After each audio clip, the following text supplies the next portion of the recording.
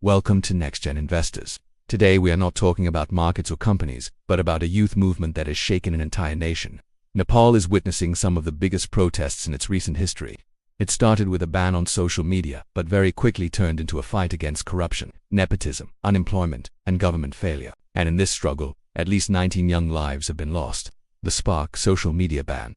The immediate spark was the government's decision to ban 26 popular social media platforms, including Facebook, X, WhatsApp, and YouTube. The official reason was that these platforms did not register under new government regulations. But for the youth, this was not just about apps. It was about their voice, their freedom, their way of expressing dissent. The government thought this would control the narrative. Instead, it lit a fire. Freedom of expression under attack. Young people saw this as censorship, as an attempt to silence opposition.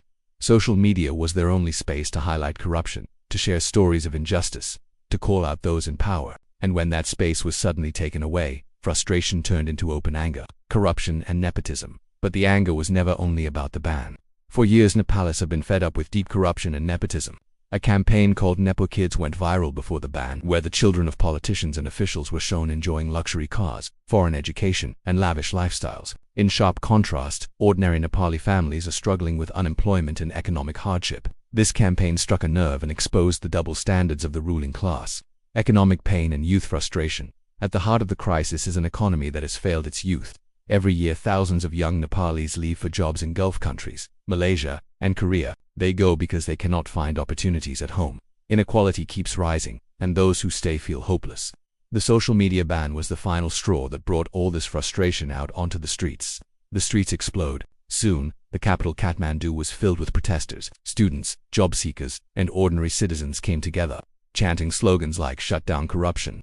Not social media. What started in the capital spread quickly to cities like Pokhara and Etah. The protests were led by Generation Z, young people who have grown up in a digital world, but also in a country where political elites failed to deliver. Police crackdown and tragedy. The government's response was harsh. Police fired tear gas, rubber bullets, and even live ammunition. Water cannons pushed crowds back, but the determination of the youth was stronger. Tragically, at least 19 protesters were killed, 17 in Kathmandu and 2 in Etah. More than 100 others were injured. The images of bloodied students and crying families shocked the entire country. Instead of calming the anger, the deaths only made it worse. Political fallout. The political fallout was immediate. Nepal's Home Minister Ramesh Lakak resigned first, saying he took moral responsibility. Soon after, Prime Minister KP Sharma Oli also stepped down under massive pressure. The government finally lifted the social media ban, promised compensation to families of victims, and announced free treatment for the injured. But for the people, these steps felt too little, too late. The Gen Z movement. This protest is now being called Nepal's Gen Z movement. It is not just about social media anymore. It is about a new generation demanding accountability, demanding jobs, and demanding an end to corruption. For them, the deaths of 19 young people are not numbers, they are martyrs of a cause. They symbolize the price of freedom and the fight for a better Nepal. Global reactions. International organizations like Human Rights Watch condemned the violence. Global media covered the events widely, showing Nepal's democratic institutions under question. And yet, the strongest voices came from within ordinary Nepalese, standing shoulder to shoulder with the youth. What next for Nepal? The question now is, what next for Nepal? Will new leaders listen to the demands of the people, or will the same cycle of corruption and neglect continue? The Gen Z uprising has made one thing clear. The youth will no longer remain silent.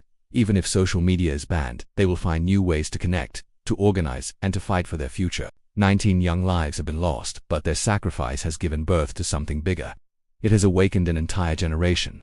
Nepal's democracy now stands at a turning point. Either it reforms, or it risks losing the trust of its people forever.